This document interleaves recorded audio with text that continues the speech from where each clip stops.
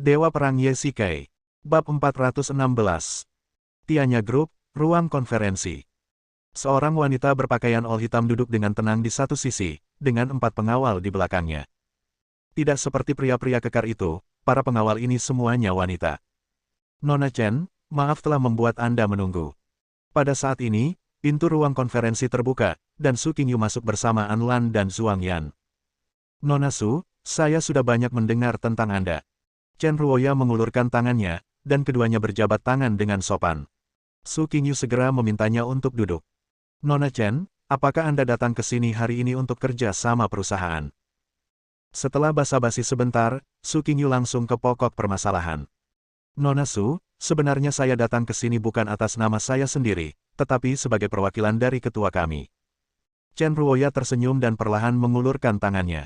Seorang pengawal wanita di belakangnya segera menyerahkan sebuah dokumen. Nona Su, kelompok kami sudah menyiapkan dokumen ini.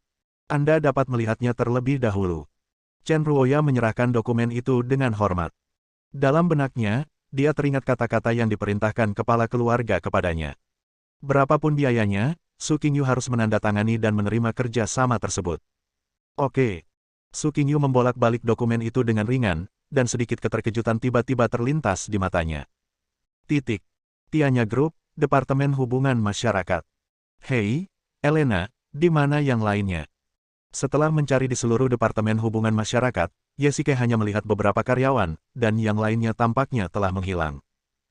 Mereka memiliki tamu VIP yang datang ke perusahaan, dan mereka bertanggung jawab untuk menerima dan menghibur mereka. Elena sedang memainkan game kecil di ponselnya karena bosan. Lagi pula, bagaimana mungkin dia, asisten direktur hubungan masyarakat, tidak melakukan apapun? Apa itu? Grup Chen? Ye-Shikai bertanya.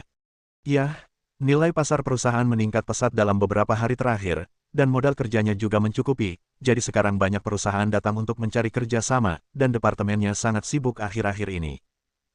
Elena meletakkan telepon genggamnya, meletakkan kakinya yang panjang di lutut Ye-Shikai, dan mengayunkan kakinya seolah-olah dia sedang mengeluh genit.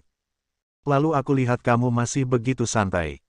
Ye-Shikai tidak dapat menahan diri untuk tidak mengeluh, dan dengan lambaian tangannya, dia secara tidak sengaja menarik laci itu. Saat laci dibuka, setumpuk kartu pos merah muda mengalir turun seperti hujan, menutupi seluruh lantai. Astaga! Ye-Shikai berteriak kaget, melihat kartu pos di tanah, semuanya tertutup rapat dengan kata-kata. Dia mengambilnya secara acak. Nona Elena, Anda. Ye-Shikai hendak membacanya ketika Elena di sampingnya menyambarnya. Wajah kecilnya memerah. Ye-Shikai segera menyadari bahwa ini adalah surat cinta. Saya tidak menyangka bahwa Elena kita yang cantik begitu menawan. Dia telah merebut hati banyak pria senegaranya. Ye-Shikai bercanda. Dari segi penampilan, Elena memang sangat cantik, dengan perawakan tinggi besar, kulit putih, rongga mata dalam, dan ciri-ciri penampilan khas wanita cantik barat. Mengenakan seragam all, dia memang menjadi mangsa di mata banyak pria.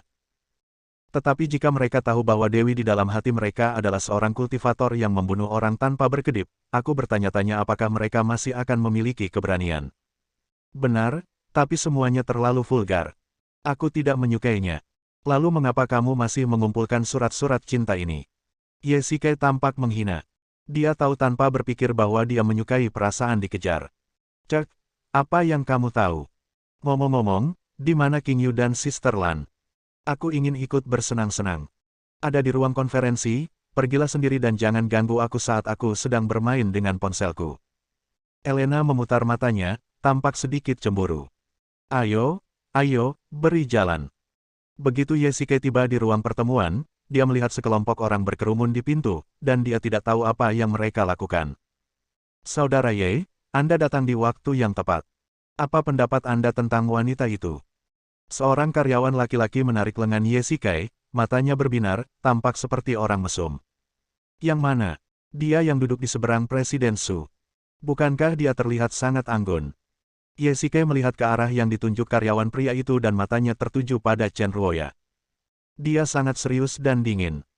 Ye-Shikai melihatnya dan mendapati wajah Chen Ruoya bahkan lebih dingin daripada wajah Su Qingyu. 10 menit kemudian, itu keluar. Seseorang di antara kerumunan itu berkata, dan semua orang segera bubar dan diam-diam berbaris dalam 2 baris, meninggalkan jalan di tengah. Pada saat ini, Pintu ruang konferensi juga dibuka. Nona Chen, saya sangat senang bisa berbicara dengan Anda hari ini. Saya akan membaca kontraknya dengan saksama. Su Qingyu menuntun Chen Ruoya keluar dari ruang rapat sambil tersenyum. Tampaknya mereka mengobrol dengan asyik. Nona Su, kalau begitu saya akan menunggu. Chen Ruoya tersenyum tipis dan melirik ke arah kerumunan. Ketika dia melihat Ye Shikai, dia tiba-tiba membeku di tempat, menatapnya dengan saksama, dan orang-orang di sekitarnya juga menatapnya dengan rasa ingin tahu. Ye Shikai merasa sangat tidak nyaman. Mengapa mereka semua menatapku? Bahkan Su Qingyu dan Anlan tidak bisa menahan diri untuk tidak melihatnya. Tuan Ye, saya sudah banyak mendengar tentang Anda. Senang bertemu dengan Anda. Suatu kejadian yang tidak terduga terjadi. Chen Ruoyao berjalan mendekati Ye Shikai sambil tersenyum dan mengulurkan tangan kanannya. Siapa kamu? Ye Shikai bertanya dengan rasa ingin tahu tanpa berjabat tangan dengannya. Dalam kesannya, dia tampak tidak mengenal wanita ini sama sekali. Saya Chen Ruoya, Direktur Hubungan Masyarakat Chen Group. Saya tidak mengenalnya. Ye Shikai berkata dengan ringan. Setelah melihat banyak sekali wanita, dia tentu tidak akan seperti rekan pria tadi, yang tidak bisa berjalan ketika melihat wanita cantik.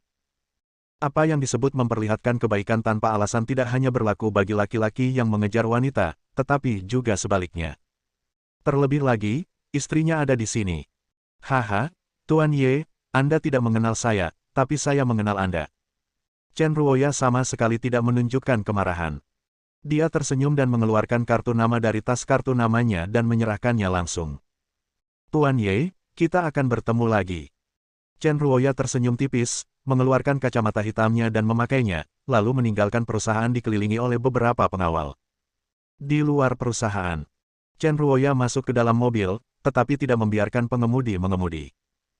Melihat Su Qingyu di pintu, Chen Ruoya sedikit mengangkat sudut mulutnya, mengeluarkan ponselnya, dan memutar nomor. Halo, Ruoya.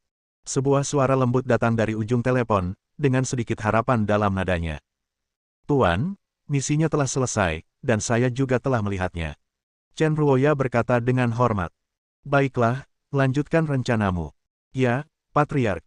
Ngomong-ngomong, suruh rubah berekor 9 mengawasinya dengan ketat dan laporkan semua gerakannya kepadaku. Ya, tenang saja, Patriark, rubah ekor 9 telah menyusup ke grup Tianya dan telah ditempatkan di sampingnya. Bab 417. Kantor Direktur Hubungan Masyarakat Tianya Group. Katakan padaku, apa yang terjadi antara kamu dan Chen Ruoya itu? Anlan berkata dengan dingin pada Ye Shikai. Ada begitu banyak orang yang hadir pada saat itu, dan Chen Ruoya mengabaikan semua orang kecuali Ye Shikai. Siapapun pasti akan berpikiran liar. Saat Su Qingyu sibuk memproses dokumen, Anlan langsung menarik Ye Shikai ke kantor untuk diinterogasi. Saya benar-benar tidak mengenalnya. Ye Shikai juga terlibat. Dia sebenarnya tidak bersalah. Siapakah orang jenius yang menemukan ide ini? Dia hanya ingin ikut bersenang-senang karena bosan, dan terjadilah sesuatu yang tidak beres. Sekarang Ye Shikai sangat menyesalinya. Apakah kau mencoba mengatakan bahwa pesonamu cukup hebat untuk menarik semua wanita aneh? Anlan mencibir 2 kali, lalu perlahan berjalan di depan Ye Shikai, mengulurkan tangan kecilnya dan menempelkannya di pipinya. Tangan putihnya dingin dan menakutkan. Tetap saja, apakah kau pikir aku bodoh? Kakak Lan, aku benar-benar tidak mengenalnya. Bagaimana kau bisa percaya padaku? Ye Shikai begitu cemas hingga dia hampir berlutut. Dia memeras otaknya tetapi tidak dapat mengingat Chen Ruoya ini, jadi dia yakin bahwa dia tidak mengenalnya. Baiklah, kalau begitu aku akan mempercayaimu kali ini. Sebagai hukuman, kau harus membantuku. Mata Anlan yang curiga bagaikan cahaya yang tajam.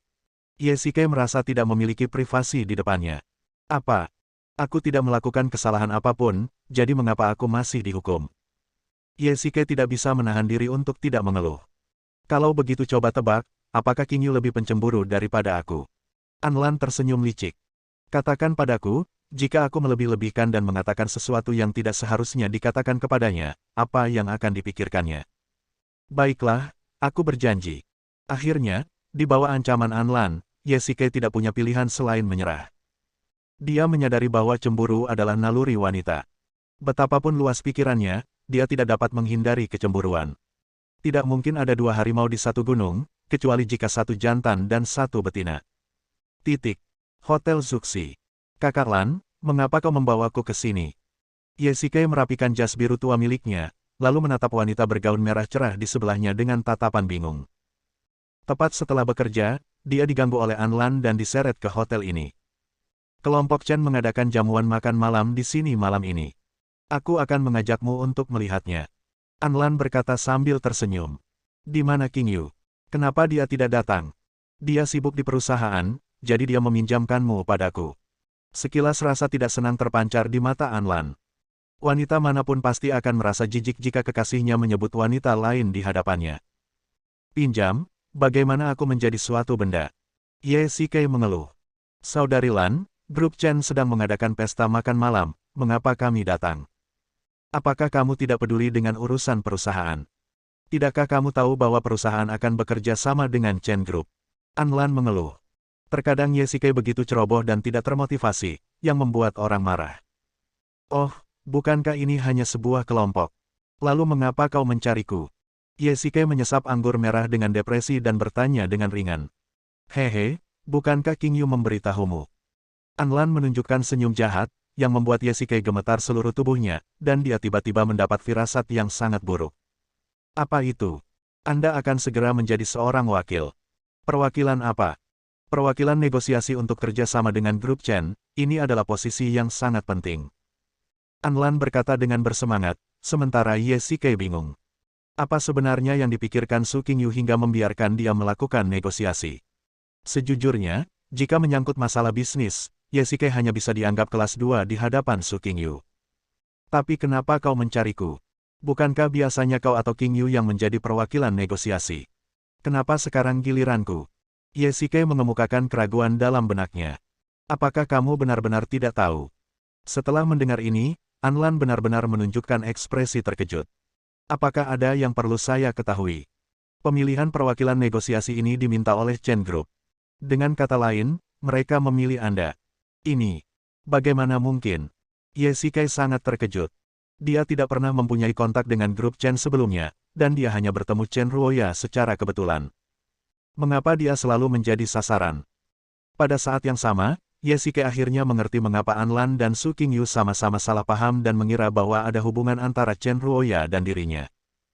Jika tidak masalah, mengapa mereka memilih petugas dari Departemen Hubungan Masyarakat sebagai perwakilan negosiasi? Tetapi pemilihan perwakilan negosiasi seharusnya tidak diputuskan oleh mereka, bukan? Ye Sikei terus bertanya. Serangkaian hal membuat pikirannya penuh keraguan. Mereka mengajukan syarat bahwa jika Anda bertindak sebagai negosiator, mereka akan memberi Anda 20% dari keuntungan. Mengapa?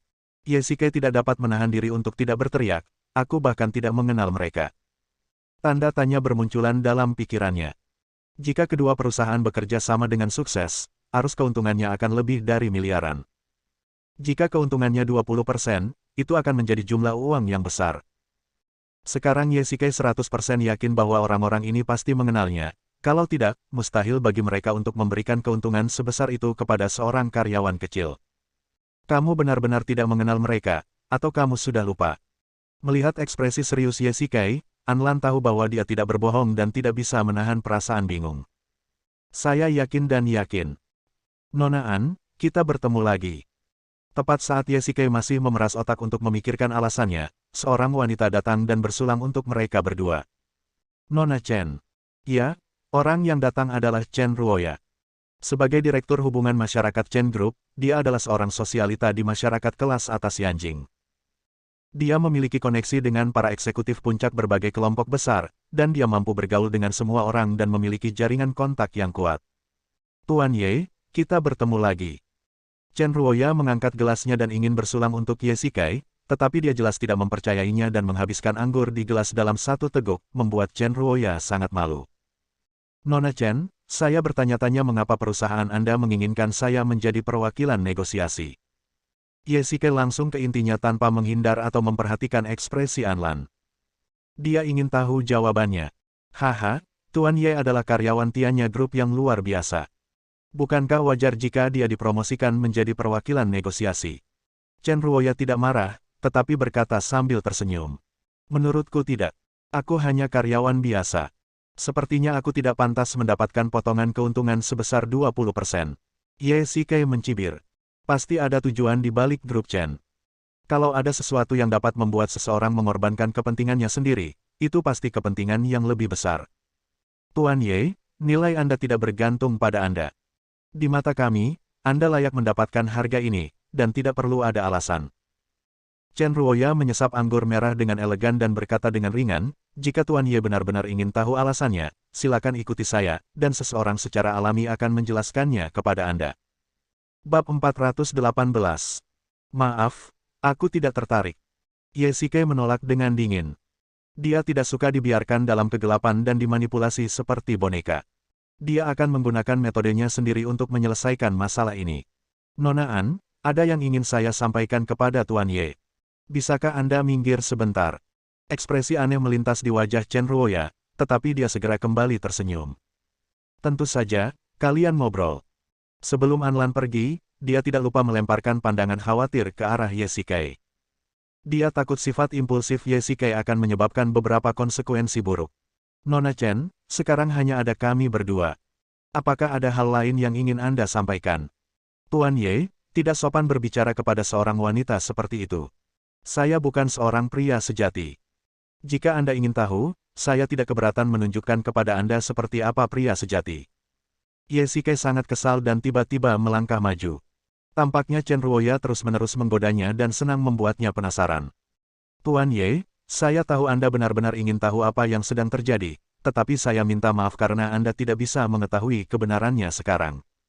Kamu bercanda. Ye Shike menggeram dengan suara rendah. Kalau saja orang yang hadir tidak banyak, dia pasti langsung mengambil tindakan keras. Tetapi aku dapat memberitahumu bahwa bukan aku yang tertarik padamu, melainkan orang lain. Chen Ruoya berkata sambil tersenyum. Omong kosong. Hadirin sekalian, selamat datang di jamuan makan ini. Saya harap Anda menikmati malam yang luar biasa ini. Tak lama kemudian, makan malam dimulai. Ye Shike tidak pernah tertarik dengan pesta komersial semacam ini. Kecuali menemani Su Qingyu ke sana beberapa kali, Ye Shike tidak pernah terlibat dalam hal-hal ini. Jadi dia memilih duduk di sudut, makan makanan ringan dan minum anggur merah. Dibandingkan dengan orang-orang di sekelilingnya, ia tampak janggal. Sudah kubilang padamu untuk datang ke sini untuk urus-urusan, kenapa kamu malah duduk di sini dan makan camilan? Setelah beberapa saat, Anlan berjalan mendekat dengan ekspresi tidak senang di wajahnya. Kalau begitu aku pergi dulu. Kamu harus bekerja keras di sini. Ucap Ye Shike sambil berdiri, mengambil jasnya dan memakainya, dalam hati ia ingin segera pergi dari sini. Hei, apa yang salah denganmu hari ini? Kamu begitu emosional. Aku hanya tidak ingin tinggal di sini. Ye Shike mengabaikan halangan Anlan dan berjalan langsung ke pintu. Hei, Tuan Ye, mengapa Anda keluar? Di pintu, Chen Ruoya datang ke arahnya. Wanita ini, mengapa dia ada di mana-mana? Saya sedang tidak enak badan, jadi saya akan pulang untuk beristirahat. Saya pamit dulu. Ye Shike membuat alasan dan berkata asal-asalan. Tuan Ye, Anda tampak sangat tidak sabar. Nona Chen memiliki penglihatan yang bagus. Ye Shike mencibir 2 kali dan berjalan lurus melewati Chen Ruoya. Tuan Ye, silakan tinggal. Jamuan makan ini khusus diadakan oleh ketua kami untuk kerjasama antara kedua perusahaan. Sepertinya tidak baik bagi Tuan Ye untuk pergi begitu saja. Anda mengancam saya. Ye Shike menoleh dan berkata dengan dingin. Apa yang paling dibencinya adalah diancam. Subteks Chen Ruoya sudah sangat jelas. Jika dia pergi begitu saja, hal itu akan sangat mempengaruhi kerjasama antara kedua perusahaan. Ruoya tidak berani, tapi aku harap Tuan Ye bisa tenang dan tidak bersemangat. Kalau dulu Ye Shike bisa saja berhenti dan pergi begitu saja, tapi sekarang, yang harus dia pikirkan bukan hanya dirinya sendiri, tapi juga grup Tianya. Melihat Ye Shike berjalan kembali ke tempat acara dengan ekspresi tertekan di wajahnya, Chen Ruoya sedikit mengangkat sudut mulutnya dan mengeluarkan headset Bluetooth dari sakunya. Tuan Ye sudah kembali ke tempat pertemuan, tapi dia agak mudah tersinggung. Wah, kelihatannya emosinya tidak berubah sama sekali. Di loteng di atas tempat berlangsungnya acara, seorang wanita sedikit mengangkat sudut mulutnya. Melalui kaca, matanya tertuju langsung pada seorang pria di tempat di bawah. Lelaki itu tampak tertekan dan menghabiskan anggur merah dalam gelasnya dalam satu tarikan napas. Guru, apakah Anda ingin pergi menemuinya sekarang? Chen Ruoya berkata dengan ringan. Sebagai orang kepercayaan sang guru, dia tidak bisa berspekulasi terlalu banyak tentang pikiran sang guru, apalagi mengatakannya dengan lantang. Saat ini, ruang utama dipenuhi dengan bingkai foto berbagai ukuran, dan pria dalam foto itu adalah Yesikai. Siapakah dia dan mengapa kepala keluarga begitu peduli padanya? Itulah keraguan yang ada di benak Chen Ruoya, tetapi dia sangat jelas mengenai posisinya. Dia tidak bisa berdiskusi atau mengerti. Yang harus dia lakukan adalah menyelesaikan semua tugas. Yah, tapi sekarang dia tidak boleh tahu kalau itu aku. Wanita itu mengenakan gaun kasa merah muda panjang dan memiliki wajah cantik. Dia secantik peri. Tidak seperti gaun malam bangsawan, dia sekarang lebih tampak seperti putri zaman dahulu. Dia mengenakan pengubah suara, mengambil topi kasa dari meja dan mengenakannya di kepalanya, serta menutupi wajahnya dengan kerudung, yang membuatnya tampak lebih halus dan samar. Kepala keluarga. Kepala keluarga. Dua baris pembantu di luar pintu melihat tuan rumah keluar dan berbicara dengan penuh hormat, sementara wanita itu berjalan langsung menuruni tangga. Ini benar-benar menyebalkan. Kalau bukan demi kelompok, aku tidak mau bermain dengan kalian. Di pintu kamar mandi, Yesikai mencuci wajahnya dengan air dingin dan berbicara sendiri di cermin. Ini bisa dianggap sebagai cara melampiaskan kekesalan. Kalau saja dia pergi hari ini dan kerja sama kedua perusahaan itu gagal, orang yang akan paling bersedih adalah Su Qingyu. Yesikai tidak ingin melihatnya sedih, meski sedikit saja. Wah, aku jadi takut. Yesikai menoleh dan gemetar ketakutan. Di depannya ada seorang wanita mengenakan topi kasa, kerudung menutupi wajahnya, dan gaun kasa panjang. Dia hanyalah seorang peri. Gadis, apakah kamu sedang cosplay? Yesikai menjadi tenang dan mendapati bahwa itu hanya seorang wanita. Dia tidak bisa menahan diri untuk tidak menggoda, ini tempat perjamuan. Kamu pasti pergi ke tempat yang salah. Haha, menurutmu itu indah. Suara tawa semanis lonceng perak datang dari bawah kerudung. Kerudung itu menutupi wajah wanita itu dan juga kegembiraan yang tak tertahankan di dalam hatinya. Pria dalam mimpinya akhirnya bertemu. Wanita itu telah menunggu hari ini selama berhari-hari, tetapi dia belum bisa menunjukkan wajah aslinya kepada orang lain.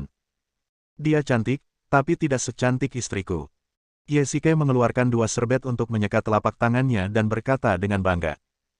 Yesikai tidak menyadari pucat yang melintas di wajah wanita itu, dia juga tidak melihat tangannya yang terkepal. Gadis, kamu baik-baik saja. Melihat wanita itu berdiri di sana dengan linglung, tak bergerak, Yesikai melambaikan tangannya di depannya dengan rasa ingin tahu. Di luar sana sangat ramai di lantai dansa. Bisakah kamu berdansa denganku? Kata wanita itu dengan ringan. Saya tidak pernah berdansa dengan orang asing. Kalau Anda tidak punya kegiatan lain, saya mohon maaf karena mengganggu. Bab 419. Aku tidak suka orang yang berpura-pura misterius, dan aku tidak suka berbicara dengan orang asing, jadi aku pergi dulu. Yesikai melangkah ke samping, mencoba berjalan melewati wanita itu. Tiba-tiba, Yesikai merasakan seseorang memegang tangannya. Tanpa sadar ia ingin melupakannya, tetapi ada perasaan aneh yang tak dapat dijelaskan yang muncul dalam benaknya. Sentuhan tangan ini begitu familiar. Mengapa dia tiba-tiba tidak mau melepaskannya? Dia ingin memegang tangannya seperti ini dan tidak pernah melepaskannya. Siapa dia? Sepasang mata di balik kerudung membuat Yesikai menurutinya dan tidak bisa melepaskan diri. Dia ingin sekali membuka cadarnya dan melihat wajah cantiknya. Sebelum dia menyadarinya, setengah menit telah berlalu. Yesikai mengerahkan sedikit tenaga dengan telapak tangannya dan benar-benar memegang tangan wanita itu. Yesikai berdiri di sana dengan linglung, tatapannya kosong, dan dia tidak berbicara untuk waktu yang lama, dan wanita itu tidak berniat untuk menarik tangannya kembali. Sebenarnya, di balik tabir itu ada senyuman dari hati wanita itu, tetapi Yesikai tidak dapat melihatnya. Ya, maafkan aku terlalu sembrono. Setelah beberapa waktu, Yesikai tiba-tiba menggelengkan kepalanya, menarik kembali pikirannya, dan dengan cepat menurunkan tangan wanita itu, wajahnya memerah.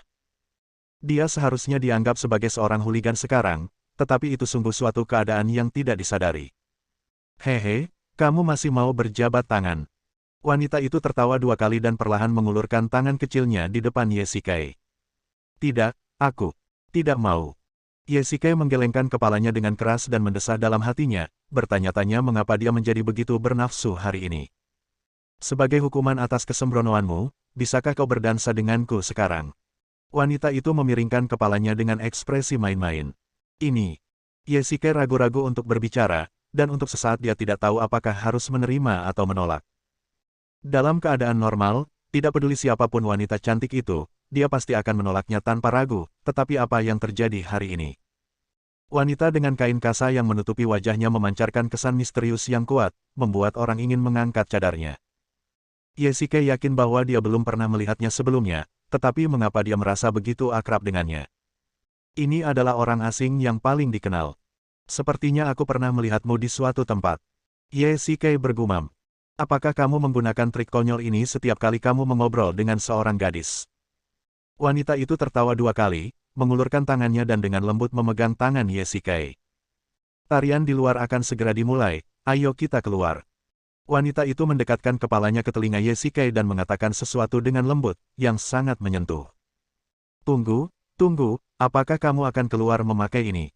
Yesike tiba-tiba tersadar dan berteriak. Dia mengenakan gaun kasa merah muda dengan kerudung, dan dia secantik orang dalam lukisan. Tapi ini adalah pesta, dan akan terlalu istimewa untuk mengenakan pakaian seperti itu. Mengapa tidak terlihat bagus? Kata wanita itu sambil tersenyum. Tidak, aku hanya merasa ada sesuatu yang janggal. Yesike menggelengkan kepalanya berulang kali. Bukan karena wanita itu jelek. Sebaliknya, dia terlalu cantik. Meskipun dia tidak dapat melihat wajahnya, auranya lah yang sangat menarik perhatian Yesike. Kapan kamu mulai begitu peduli dengan mata orang lain? Wanita itu berkata sambil menarik tangan Yesike dan perlahan berjalan ke tengah lantai dansa. Ya Tuhan, siapa dia? Siapakah wanita itu yang berpakaian seperti ini? Hei, bukankah lelaki di sebelahnya dari Tianya Group? Orang-orang di antara penonton membicarakannya, terutama kagum pada pakaian wanita tersebut. Berbeda dengan gaun malam yang anggun dan berwibawa, perpaduan gaun kasa panjang dan kerudung membuatnya tampak lebih anggun dan anggun. Pria adalah hewan yang ingin tahu. Di antara para penonton, banyak sekali orang yang menebak-nebak penampilan wanita itu. Ada yang mengatakan dia secantik peri, ada pula yang mengatakan dia sangat jelek. Berbagai pendapat menambah misteri identitas wanita tersebut. Anlan mengikuti arah pandangan orang banyak, dan ketika dia melihat Yesike berjalan ke tengah lantai dansa sambil menggendong seorang wanita misterius, dia terkejut, dan 2 pertanyaan tiba-tiba muncul di benaknya. 1. Siapa wanita itu? Kedua, bagaimana Yesike bisa mengenalnya? Hadirin sekalian, pesta dansa akan segera dimulai, silakan nikmati. Pada saat ini, suara pembawa acara keluar dari pengeras suara. Yesike dan tangan wanita itu saling berpegangan erat, dan tidak jelas apakah wanita itu yang memegang tangannya atau dia yang memegang tangan wanita itu. Alunan musik yang elegan terdengar lembut dan merdu, membuat orang menjadi rileks. Di tengah lantai dansa, sudah ada beberapa pasang pria dan wanita yang sedang menari.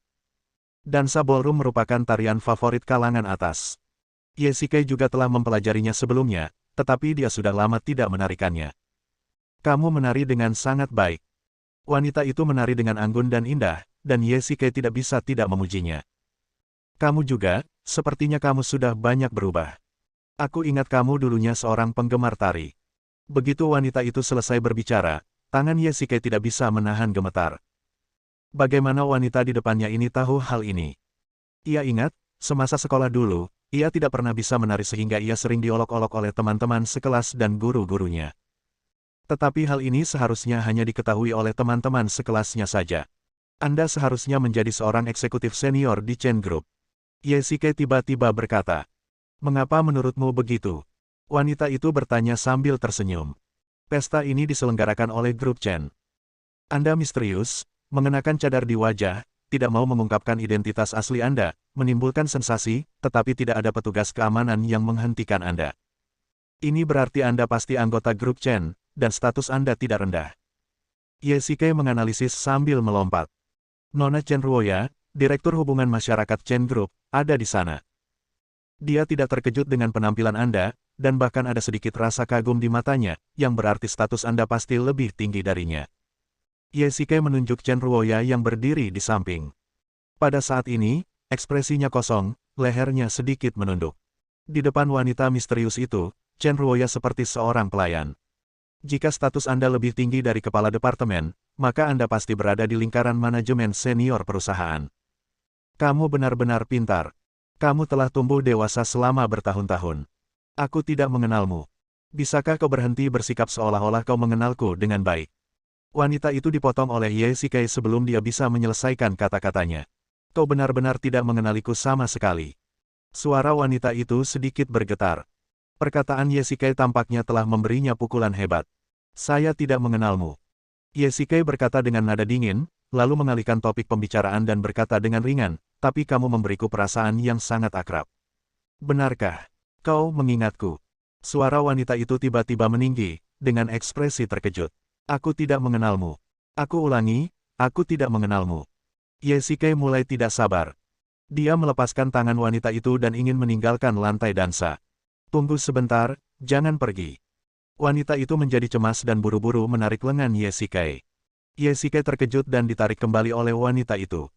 Dia hampir terjatuh dan langsung jatuh ke pelukan wanita itu. Bibir mereka bersentuhan, dan sebuah ciuman terjadi secara kebetulan. Bab 420. Hanya dalam 1 detik, otak Ye Shikai menjadi kosong. Meskipun wajah wanita itu tertutup, sentuhan lembut dan halus hanya bisa dilakukan oleh bibirnya. Ye Shikai dicium dengan paksa. Ini adalah fakta kuat yang Ye Shikai tidak punya pilihan selain menerimanya. Dia dicium paksa oleh seorang wanita asing. Tanpa sadar ia melepaskan diri dari wanita itu dan menyeka bibirnya dengan kuat menggunakan tangannya. Kamu. Ye Shikai sangat terkejut hingga dia tidak dapat berbicara sejenak. Dia ingin pergi dari sini, meninggalkan hotel ini, semakin jauh semakin baik, atau mencari celah di tanah untuk merangkak masuk. Apa? Kau tidak mengenaliku setelah kita berciuman? Wanita itu berkata dengan malu-malu, tampak seperti dia bergantung padamu. Ini kecelakaan, bagaimana mungkin? Maafkan aku akan mengganti rugi. Jika ini ciuman pertamamu, ini bukan ciuman pertamaku, jangan khawatir. Wanita itu tiba-tiba tersenyum, mengulurkan jarinya dan menepuk dada Ye Shikai. Hah, baguslah. Kalau tidak, aku akan melakukan kejahatan yang lebih besar. Ye Shikai menghela napas dan terus menghipnotis dirinya sendiri dalam hatinya, ini hanya kecelakaan, ini hanya kecelakaan. Bodoh, pertama kalinya juga untukmu. Wanita itu menundukkan kepalanya dan bergumam pada dirinya sendiri dengan suara yang hampir tak terdengar, wajah cantiknya di balik kerudungnya sedikit memerah. Ah, apa yang kau katakan? Tidak ada apa-apa. Titik. Lokasinya, lantai dansa. Suasananya sangat canggung. Kamu tampak panik. Apakah ada sesuatu yang mendesak? Ye Shikai menari dengan gemetar, gerakannya tampak sangat kaku. Bukan karena apa-apa lagi, tapi kalau ada ciuman paksa lagi, semuanya jadi berakhir. Ye Shikai merasa ketakutan. Apakah Anlan melihat pemandangan itu tadi? Mungkin tidak, kalau tidak, bagaimana dia masih bisa berdiri di sini sekarang? Tapi bagaimana jika dia melakukannya? Kalau dia cemburu dan berbisik di telinga Su Qingyu, maka dia akan menangis, membuat keributan, dan bahkan bunuh diri. Oh, ya. Tiba-tiba aku ingat kalau ada sesuatu yang mendesak untuk kulakukan, jadi aku pamit dulu.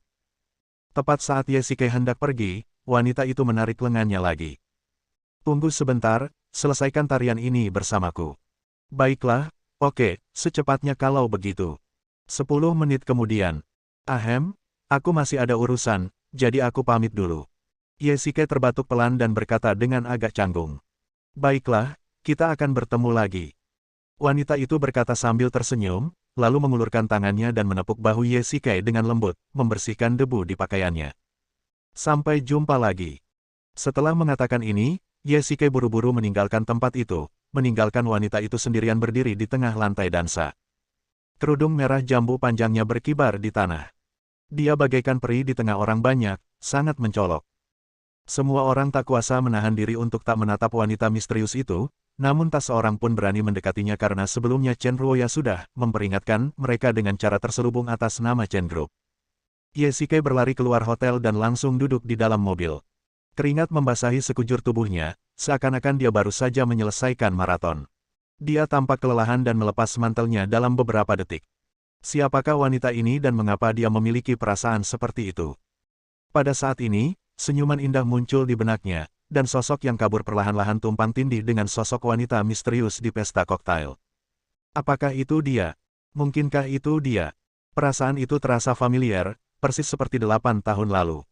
Tetapi mengapa ia merasa asing dan tidak dikenal, seperti orang asing? Tidak, ini bukan dia. Dia seharusnya tidak berada di China sama sekali. Chen Group, Chen Yuxin, apakah ini suatu kebetulan?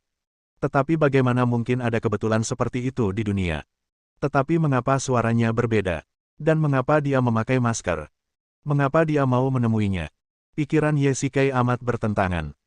Daripada bertanya-tanya apakah wanita itu adalah dirinya, akan lebih tepat untuk bertanya apakah Ye Shikai bersedia mengakui dalam hatinya bahwa wanita itu adalah dirinya. Kau pergi tanpa pamit, yang mana membuatku patah hati dan tertekan. Aku sudah menantikan kegembiraan dan keterkejutan saat bertemu denganmu lain kali berkali-kali, tetapi sekarang, mengapa jadinya seperti ini? Terkejut, bingung, dan bingung. Ye Shikai tidak tahu apakah wanita misterius tadi adalah orang yang dikenalnya 8 tahun lalu, tetapi sekarang, Ye Shikai lebih suka percaya bahwa itu bukan dia. Sekalipun dia sendiri tidak mengakuinya, dia sebenarnya berpikir begitu dalam hatinya. Tidak dapat dipungkiri bahwa Ye Shikai berharap bahwa dia hanyalah seorang wanita yang sangat misterius, tidak lebih. Mengapa? Mengapa dia tidak ingin menemuinya?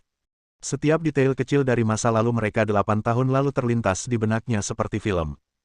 Itu kenangan yang indah. Dalam keadaan linglung, Ye Shikai benar-benar tertidur di dalam mobil. Zuxi Hotel, Loteng. Tuan Ye telah meninggalkan hotel. Di loteng, wanita misterius itu melepas cadarnya, memperlihatkan wajahnya yang sangat cantik. Dia cantik dan cantik. Daripada memanggilnya Dewi, akan lebih tepat jika menggambarkannya sebagai peri. Wajahnya yang cantik pastilah disukai oleh Tuhan. Pada saat yang sama, Chen Ruoya berdiri dengan hormat di depan wanita itu. Saya mengerti. Awasi saja keberadaannya. Wanita itu melepas pengubah suara di lehernya dan berkata dengan ringan. Tuan, apakah kontak Anda dengan Tuan Ye hari ini akan membuatnya curiga? Chen Ruoya bertanya dengan ekspresi khawatir di wajahnya. Haha, dengan pikirannya, dia pasti sudah menduganya sejak lama, hanya saja dia tidak berani memikirkannya. Wanita itu tertawa lembut, menampakkan senyum konyol, masih mengingat ciuman tadi dalam benaknya. Seharusnya banyak orang membicarakanku hari ini. Wanita itu berkata ringan, sambil menunjuk ke arah gaun kasa merah muda panjang di tubuhnya. Saya sudah mengeluarkan perintah untuk tidak berbicara, mereka tidak berani mengatakan apapun lagi. Chen Ruoya berkata berulang kali. Tidaklah sulit untuk membungkam mulut orang-orang tersebut, tetapi kuncinya adalah membungkam pikiran mereka. Sangat bagus. Wanita itu menepukkan tangannya pelan dan melanjutkan, bagaimana dengan foto-fotonya? Sudahkah kamu memprosesnya? Sudah diproses. Silakan lihat, Patriark. Chen Ruoya dengan hormat menyerahkan foto kepada wanita itu. Di tengah lantai dansa yang ramai di aula perjamuan yang megah, seorang pria tampan dengan lembut mencium mulut seorang wanita bertopeng kasa. Pria itu sebenarnya adalah Ye Shikai, dan isi foto itu persis pesta dansa yang baru saja berlangsung. Wanita itu memandang foto itu dan senyum tipis muncul di sudut mulutnya. Pria dan wanita dalam foto itu sedang melakukan hal yang paling romantis. Satu-satunya hal yang membuat wanita itu tidak bahagia adalah kerudungnya. Temukan kesempatan untuk menunjukkannya kepada orang-orang di Tianya Group. Ya, Patriark. Chen Ruoya mengangguk berulang kali. Tuan, mengapa Anda tidak memberitahu Tuan Ye tentang identitas Anda? Chen Ruoya bertanya dengan rasa ingin tahu. Begitu dia selesai berbicara, wanita itu tiba-tiba mengangkat kepalanya. Kelembutan di matanya telah hilang, dan ada sedikit keganasan dan kemarahan di matanya.